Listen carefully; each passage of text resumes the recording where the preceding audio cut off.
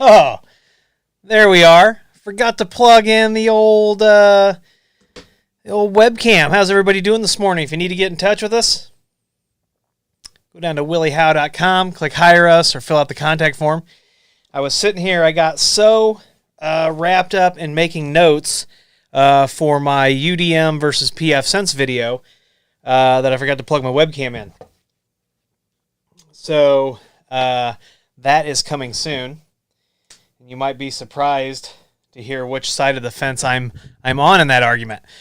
All right, so good morning to everyone. By the way, if you're doing a live stream and you forget to plug your webcam in, you can just click the little deactivate button in OBS and then activate, and everything works. So good morning, good morning. Let's go over to the comments. Good morning. My mom is in the comments. Good morning. CH, Tony. Tony is at the gym, not able to moderate today. Sorry, buddy. Hello, all. That's all right. That's all right. I'm glad you're in the gym. I got to start hitting the treadmill again. Good morning, Jim, Gibby, Sean, James, Gina, John, Justin, Sean, Zach, Jeremy, Roger, Systech 911, Sean. Good morning. Good morning. So, yeah, I've got a lot of interesting videos that I'm working on, and I'm not scripting them, but I really like the videos where I do a comparison table, and I have one product on one side, one product on the other side, and we show you what the products can do and what they can't do. So that's what I'm working on, is preparing that information. Good morning, T and Bighorn from a snowy Nashville. Yeah, I heard that Tennessee was getting snow, so tomorrow we're supposed to be like 70 degrees. Can't wait for that. Also can't wait to go get my eye exam today. I got to get new spectacles because things are not as clear as I would like them to be at certain distances. Morning, Kerwin. All right, so for all of you that follow me on social, thank you very much. On the other social channels, you saw that I posted a quick video. Thanks to Ubiquiti for sending over this Ubiquiti Flex Mini, and I thought this was interesting. I don't know if you can see the bottom of that. They actually make these in Vietnam. That's interesting. But I don't know if Joe Trelli is with us this morning or not. But I'm going to do this for him. So let's see if we can get this noise from opening this cardboard. Is that good? Did we get some sound there? Morning, Cecil. All right, so inside the box, and it's funny there. People want to know, like, why is this one of my favorite Unify switches? And that's because you take it and you pair it with a battery bank, with a rechargeable battery pack, and you can power this without Ethernet, and you now have a gigabit active Ethernet tap.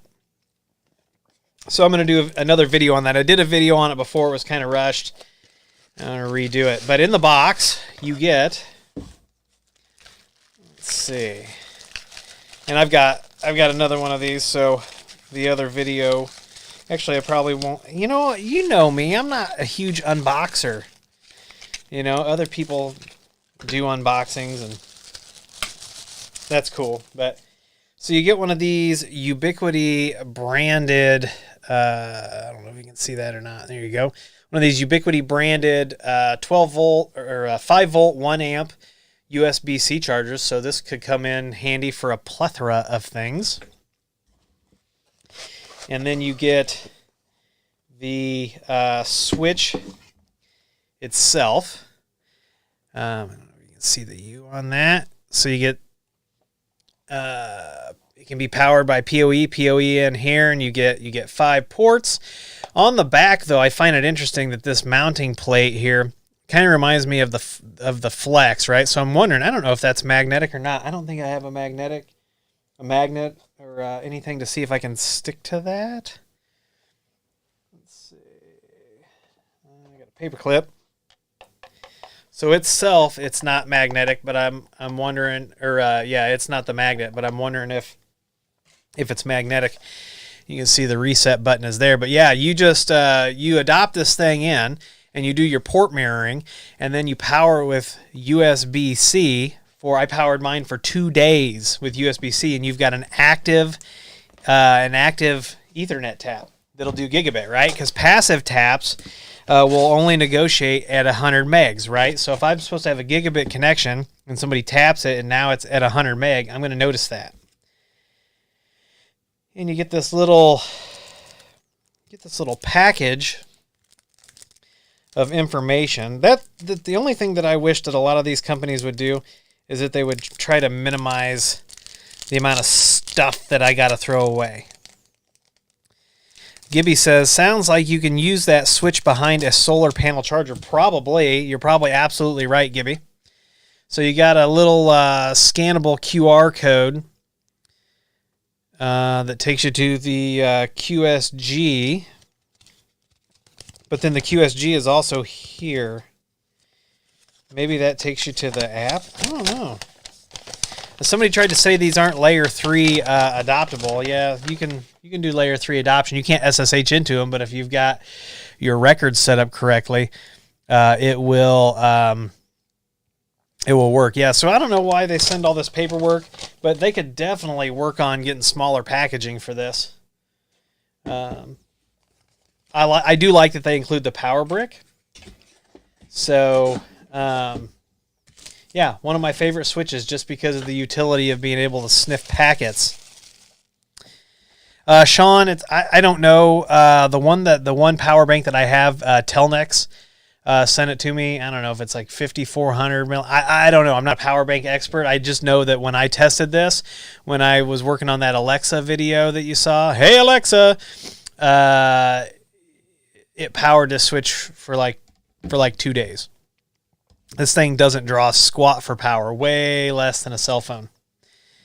So yeah, you can stick these things anywhere. Put a little double-sided tape or a little industrial Velcro on them and stick them anywhere. And you can do VLANs on the ports, right? So you can't do custom profiles with these, but for $26, who else is making managed switches like this for $26? Nobody. That's your answer. So over to the comments. Ralph says, I like this for setting up devices like Firewall where you have a separate management port and a LAN port for DHCP and need a few ports. Yep. Preston says, away from home, turn on a light with IoT app. How does the server get through home router and reach lamp switch? Why couldn't any connection come in? No established session starting from within the LAN. Well, if there's no established session from within the LAN, that's a little troublesome. But I'm almost thinking that you should probably take a look, Preston, at a few more packet captures because there's got to be some sort of a persistent connection out to the internet. And that's how a lot of your IoT hardware works, is that they establish out to an internet-based server, and then the app on your phone also talks to that same server. There you go. James says the power brick from Telnex has a capacity of 10,000 milliamps. So, Sean, I hope that answers your question. Yeah, it's a nice, Telnex sent one to me. They sent one to James, and they are really nice. Bob says regulatory issues. They need certifications. Would be nice if they say had a 5-pack that gave you one set. Bob, are we talking about the switches? So they do have. You can get these in a 1, a 3, and a 5-pack. And it would be nice if they did have a cheaper option on this that did not come with the. But when you buy a 3 or a 5-pack, I don't believe it comes with the bricks. So, good morning, Admin Engineer. And good morning, James. I'm glad James is with us. So, yeah, it is going to be cold here today. We got spoiled. We had a couple 70-degree days, and the snow melted, and then we got snow. And now it's going to be a high of like 19 degrees, and it's 9 degrees out now. And tomorrow it's going to be 70. So, and then... we did the live stream last Saturday. Saturday night, we had a storm come through. We had 3 trees go down on our fence line, and I am still sore because my wife and we were out running the chainsaw, moving trees. doing all that good stuff last Sunday morning. It was crazy. I haven't run a chainsaw for multiple hours in a long time. Long time. Morning, Cody. Blaine says, just got the new UDM Pro to replace the USG Pro. Any suggestions on the best way about about getting this installed? Yes. Do a backup of your Unify or an export, and then import it into the UDM on setup. Blaine, I hope that answers your question. If it does not, let me know. TVJ, good morning. Morning, Jordan. Bob says, yes, Willie, talking about the pieces of paper that are included in the packaging. You have to have things like electrical. Yeah. Is that on the bottom? Could they? Hey, Bob, let me ask you this. So Bob knows a lot about this kind of stuff because Bob works for Lenovo and gets involved in these kinds of things. Bob, could they include that on the bottom of the package? Because there's a couple markings, but could they include those certifications on the bottom of the package and then get rid of the piece of paper? I always wondered about that. Sean says, any suggestions for a good small travel router? Sean, do you want Wi-Fi? Do you need wired connections? Let me know what you're thinking there, because I may have your answer sitting over on the shelf. All right, so I have the UDM SE sitting right outside that I'm going to put in. Do you all want me to do a video on swapping out your USG for your UDM? If you do, I'll do that video. It's relatively easily confusing, if that makes any sense. Also, let's talk about IT salaries these days. First of all, if you work for a company and they offer training, take all of the training that they will give you, that they will pay for, all the certifications, take all of it. Because when you leave there, that's one thing that they can't take away from you. Anything you've got stored up here, that goes with you, right? The second thing is, let's talk about some IT salaries. My mouse is frozen. All right, so I don't know if y'all can read this or not. Let me zoom it in a little bit. All right, so these are remote. All I did was went to Indeed.com. I put in the word network for what and remote for the where. Here's a senior network engineer, 8-hour shift, full-time, remote work, $90,000 to $185,000 a year. Here's another one, $85,000 to $93,000 a year. $60 to $70 an hour, $90,000 to $120,000. This one has no money. Up to $105,000. These are remote jobs. These are jobs that were tagged with the word remote. Junior network engineer, $60,000 to $70,000. $30 to $40 an hour. Chat support specialist, $14.50 an hour. That one's okay. I saw a job posted on Indeed. It is a remote job. It requires 1 year of IT experience and a high school diploma. And they were offering $51,000 a year starting salary and full benefits. So let's talk about that. Like, if you are in IT and you are looking to make a change, you're looking to make an upgrade, now could be a really good time. You know, here's another one. Network engineer, $56,000 to $110,000, 8-hour shift, remote, hiring multiple candidates. IT salaries right now, it is advantageous, for you to be looking around. Now, John Irish in the comments makes a very good point, and he says you have to be careful with company paid training. A lot of companies are now making you pay it back if you leave within a year. Yes, but if it is not in writing, good luck having them enforce that. So if they put it in writing, then yes, you have to follow that and you have to pay it back, or, if you leave within a year. So if they don't put it in writing, that's on them, right? Employees are in the driver's seat right now. And for people who are just now starting to talk about the great shuffle, the great reorganization within the last couple months, where have you been the last 2 years? This has been going on for a while. And if you're just now trying to, even as consultants and stuff, you should have been dealing with this a long time ago. All right, back over to the comments.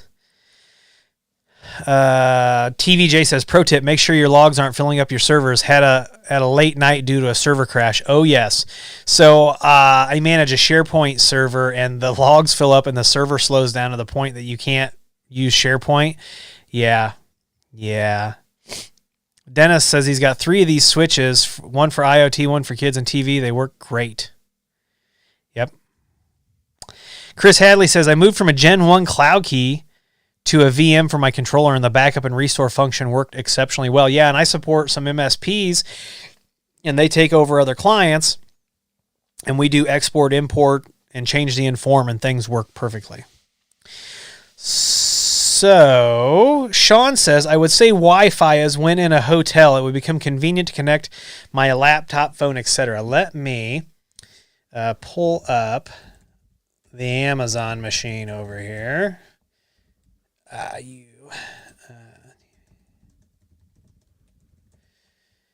Let's see here.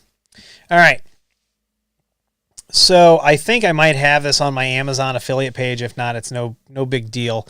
But let me switch over here. So TP-Link makes this wireless portable nano travel router. You could also use a... the other thing you could use would be, let me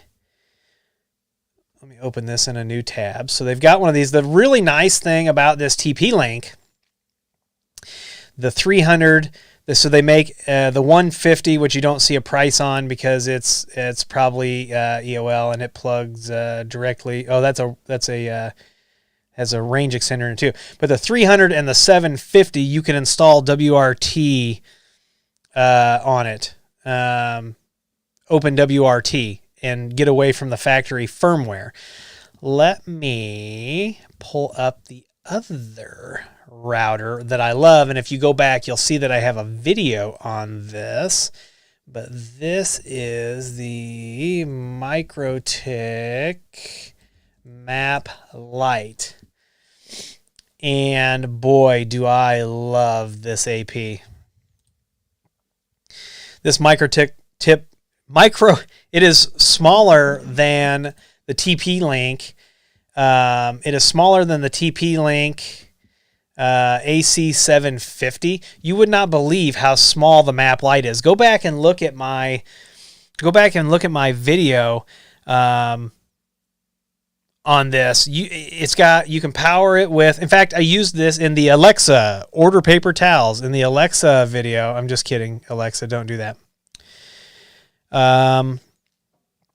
But I used this in that video. $30 here, $38.95 here. The world is your oyster. Maybe that's a good video. The travel router versus the Map Lite. I'm writing that down. So yeah, check those out. All right, back. I hope that answers your question.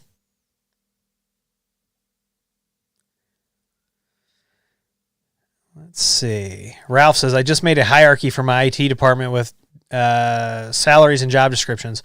It was hard boiling down the 20 different specialties to a 2 to 3 person department. Yeah, and that's the thing, right? So jack of all trades, somebody that's a jack of all trades, when you can pivot, if you're a jack of all trades, you can do a lot of things. You can make yourself valuable in a lot of different positions. Good morning, DJ Ware. And then Ralph says, discovered I need to talk to my brothers about a raise. Amen. Jim Jones says, now is a great time to job hop if you're looking for a pay bump. Yeah, or never let the company you work for get you over a barrel, right? So, if they think you're going to leave and they offer a pay raise, that's great. But don't ever put yourself in a position as an employee where you give up an opportunity for a great company because you feel safe where you're at. because now you've put yourself in a position where the company has you over a barrel. This other opportunity's gone. Guess what? Now they can take advantage of you without taking you to dinner.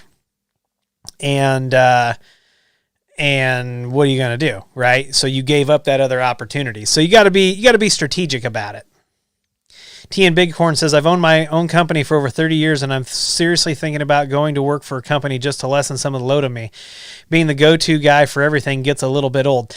There are advantages and disadvantages to that, right? So John says, if you're feeling geeky, I just built a travel router of a Raspberry Pi I had laying around with OpenWRT. There you go, OpenWRT.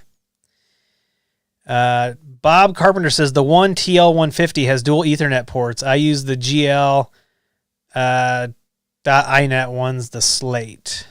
Good morning, Robert. You're welcome, Sean. I hope that really answered your question. Gibby says, I'm digging the TP-Link Omada switch. I am also digging TP-Link Omada. So this last week, you were supposed to have 2 videos. One about the Grandstream GWN 7664 4x4 Wi-Fi 6 MuMimo AP. I'm going to go ahead and do the video anyway. I'm waiting. My TP-Link, this is the first time since TP-Link fixed their switch problems that I've had a TP-Link switch die. And my TP-Link switch that has 2.5 gig PoE plus ports died, right? So what was I doing with that? So I was using the Grandstream GWN 7664 in conjunction with the TP-Link switch, because with the GWN 7664, you can now do an Ethernet bond, right? So you can bond your 2.5 gig port 2.5 gig port and your 1 gig port for a total of 3.5 gigs, right? Well, I'm trying to do this on the TP-Link. The TP-Link dies, blows up. So TP-Link, I reached out, and they're like, oh, no, because I was going to release these videos in tandem, right? I was going to show you the GWN 7664 and then the TP-Link switch I was powering it with so that you understood exactly how to make that happen. Well, the switch died. However, they are sending me a new switch. I'm sending them the old switch. We'll get the video done. Ferris says, smash the like button for Mr. Willie. I appreciate that, Ferris. Jeremy says, I picked up a GL MT300N travel router, less than $30, and it ships with OpenWRT. That's perfect. Jim Jones says, and never take a raise to stay after giving your notice. They'll be looking for your replacement. Yes, they get you over a barrel. Another thing you should never talk about is if you're having any type of situation that you've gotten yourself in, whether it's family problems, whether it's financial problems, you should never talk to too many people above you at work about those problems. This is just my opinion, and if you think I'm wrong, you can tell me. But you should never be talking to people who could use that against you. So like when they hire police officers, they run a credit check. Why? Because they want to see if police officers can be leveraged financially, right? But if you're running around your company and you're telling the supervisors, I'm broke and blah, blah, blah, and then maybe in your department some money comes up missing, or now, this company, there are supervisors who will take advantage of you. They will work you into the ground because they know that you don't have other options. They've got you over a barrel, right? Don't put yourself, it's cool to have people that you trust, that you work with, and you absolutely need that. Right? But don't ever put yourself in a compromising position where the company has you over a barrel. So Jim is 100% correct. Ralph says, never stay in a job you don't wake up wanting to go to. Family have couches and friends have food. Ralph, I gotta agree with that. It depends on your situation, but life is too short. Life is too short. Yes, Gibby, those videos will be coming as soon as I really want to wait for the new TP-Link switch because I want to show you. Now, I don't have enough Wi-Fi 6 devices to put a hurt on that GWN 7664. That thing is a freaking beast. A 4x4 Wi-Fi 6, 3.5 gig, on the back end. Yeah, So, John says, never accept a counteroffer. They get you over a barrel. They get you over a barrel. I have never accepted a counteroffer. I've also never asked for a raise. My supervisors have always recognized me, and I try to do the same thing where I recognize people who are giving their all, they're giving hard work, and I will go to bat for those people because people matter, right? If the people didn't matter, your product is going to be garbage. Your product's not going to exist. People matter. And I'm a capitalist, right? I believe in capitalism, but I also believe in people. People make capitalism work. Blaine says, and be very careful what you post on social media. Yeah, I don't post political stuff. I don't post religious stuff. I post funny dad jokes. I post memes that might take pop shots at pop culture. But it's actually a friend of mine on Facebook just got let go of a job at a Fortune 500 because of some things he put on Facebook. So you do have to definitely be careful with that. So yeah, when I left a place that I was at as a network administrator to go to the place where I'm at for my day job now, they tried everything at the last minute. Once they found out I was going to get tuition reimbursement and this and that, they tried to come up with tuition reimbursement. They wanted to give me a raise, no travel, blah, blah, blah. Cool. Where was that at before employees started looking, right? I'll tell you, IT is hard right now. So, and John says, personally, I find it insulting to get a raise offer once I turn in a notice. Yeah, it is insulting, right? Because you could have done it. You could have done it before. So, anytime my staff gets certifications or they approve, they've gone the extra mile. Like I always want to do something extra. Like I was in the hospital back in 2016, and the guy that worked with me, he gave up his vacation to man the ship. And so I told them when I got back, we got to do something. I want this guy to have a bonus, so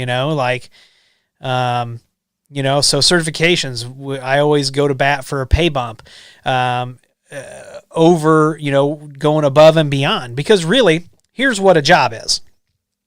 Full-time employment is defined, and a company cannot really change this, right? They can't go against like Fair Labor Standards Act, stuff like that. They can get in trouble if they do, right? But like a normal work week is what? 40 hours, right? We'll just say it's 40 hours. So employment is an agreement between you and an employer, whether it's a written agreement or not, that they will pay you a salary for 40 hours a week. That's really what it is. Now, if you own a company, it's different, right? You got to put in all the work that's necessary to get that end result. But when you work for somebody, if you're a salary, you are paid for 40 hours. Now, if you're hourly, you get paid for every hour you work, right? So it's a little different, but bosses and companies now more than ever better realize that it's people that make the gears turn, people that make the engine run, people that make the product. And if you don't care about people, well, it's going to be a sad day for you here pretty soon. Tony says, speaking of things dying, I had a client's Unify in-wall AP die this week, less than 6 months old, kind of unheard of for Unify. Probably the law of large numbers, Tony. Just got, who knows, one little thing, but when you're pumping out as much equipment as these manufacturers are now, you're going to get some early hour failures. I feel for you. You'll have to let us know. You should do a video, Tony, on the RMA process if you don't mind. I think people would find that very interesting. Bob Carpenter says, John Irish, yes, this, nothing like, oh, you see me as a valuable. Why did you not do something about it earlier? Yeah. So let's see. TVJ says, my boss told me during my yearly review yesterday that we are both topped out and need to move if we want more. That's a tough pill to swallow right there. So I know a TV engineer in this area, and he's probably about topped out in the Peoria market as well. He would probably have to move to Chicago, but I don't think his bosses have told him that. Jim says, find a company where there is balance. I'm not suggesting they lose money to pay well. Well, it's very interesting. So the people who work for me, they are what are called E-time employees. And so anything over 40, they get time and a half banked, and they get that off paid. If it's unscheduled, if it's an unscheduled, unplanned call out, then it's double time. So David says, never had a Unify failure in 7 years. We have had Unify failures. We've had edge switch failures. We've had edge router failures. We've had all kinds of failures. Now, like I said, it's a law of large numbers, right? So in the last, this is 2022, in the last 7 years, we've deployed tens of thousands of devices. So it's just a matter of time before it happens to you. Bruce says, I'm struggling getting a Grandstream WP810 to connect to our Grandstream 6304A. Any advice? Wi-Fi connects. 6304 sees it, but zero config fails to send the profile. It says it did. Is zero config working, Bruce, on the rest of your devices? Also, can you I have the 820. I don't have an 810 yet. Maybe I need to get an 810 in and see what the heck is going on. If you didn't watch the 2022 What's Coming from Grandstream, so Grandstream is getting into point-to-point wireless. They've got switches coming. They've got a ruggedized cordless phone coming. It is an exciting year for Grandstream. They got more APs coming. They've got more audio devices coming, like speakers and stuff. I emailed my guy and I'm like, you got to get these devices in my hands. He's like, don't worry, we're going to hook you up. So this will be the year of the full, so just so you know, like I can talk a little bit about this. So this is the Grandstream router. They've got another model of this coming. So there are going to be 2 models of this router released. This will be the year of the Grandstream full stack. It's coming, which means when you order a 50 handset deployment of GXV 3350s from us and a network, everything's going to show up on a pallet. You're going to plug things in where they go, and you're going to be up and running. Interesting, Bruce. Can you does GDMS work on that? Like I said, I don't have any of those WP810s yet. John says, any plans for doing a UID video? I might. I'm on an Active Directory kick. How many of you would be interested in a video of Active Directory integration with Ubiquiti for MFA for on-prem Active Directory? So I might do a UID video. Justin says, I own my own company and work for the local sheriff's office maintenance department as the newly appointed sysadmin, not making the bank like others, but they agree to pay for search and training. So there's huge value in that, right? So that's the other side of the coin. Now, the one thing is when places offer health insurance, there's varying degrees of that. There are decent benefits, and then there are Cadillac benefits. So that's something else that you do have to talk about. Bob says, I'm trying to wrap my brain around something I saw this week on Reddit. Something about DHCP code 82 that you can set IP addresses according to ports on your switches. Require a special switch. Probably not, Bob. You can do dynamically assigned VLANs. And then you can...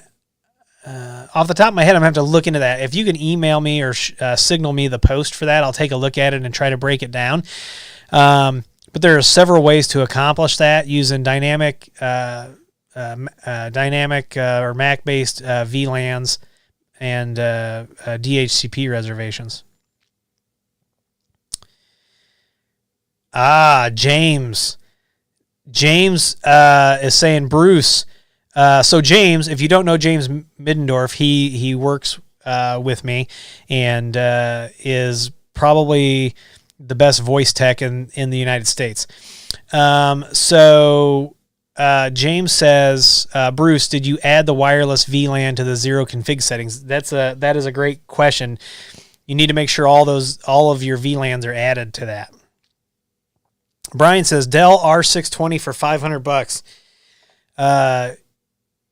Used as OpenSense router because it's cheaper than alternative builds or hardware appliance. Well, depends how big the power supplies are in it and what you actually need to do with the OpenSense router. Because the power draw on that thing, I'm not sure what your power draw is. And depending on your goal, you may not need all that horsepower. And I can get a I can get a Protectly for way less than $500 that'll run OpenSense and do everything I need, Brian. I hate to be Debbie Downer this morning. All right, so I'm seeing a lot of yeses for UID. I'm also seeing yes for YubiKey integration with Active Directory for MFA, because that is actually a live installation that I'm going to be doing, and I should just document it. Tony says RMA video probably not doable. Customer bought the gear from some company in Jersey. I did the cabling. The guy did his own install. That sucks. All right, says Tech. Have a great day. Alejandro says you can also use Radius to assign the dynamic VLAN depending on the groups. Yes, and the DHCP will assign it. So yes, don't forget about Radius assigned VLANs. You can do all kinds of cool stuff with Radius assigned VLANs. Ralph says absolutely. Migrating from on-prem to Azure AD Connect right now. Ralph, can you shoot me an email? I would love to see the pricing on that. I just can't cost justify. I could cost, and Jump Cloud is even damn expensive now. So it's like, I can't justify that either. It's way cheaper to buy licenses and have a box, even if it's virtual on-prem, if you need a Windows server. I mean, because you relatively low power, and if you're not doing scaling out to huge applications and huge SQL or Exchange or whatever, you can run Windows server on-prem really cheap. So, good morning, Gabriel. IPS throughput on Protectly. We're gonna have to do a video on that, Brian. I'm not 100% sure, but I have customers that are not complaining. Hey, Bruce, shoot us an email. Shoot us an email, and I'm going to order a WP810 and see what the heck's going on there. So I want to thank you all for spending time with us here this morning. I hope you're all doing well. I hope you're going to go out and make it a great day. If you need to reach out, williehowe.com. And thank you, everybody, for being here. Thank you to Bob and Tony for moderating. Hello to all our friends listening around the world. Bits and Bourbon coming very, very soon. James and I will be your regular host for Bits and Bourbon. And have a great Saturday and be awesome at what you do. And I will see you in the next video.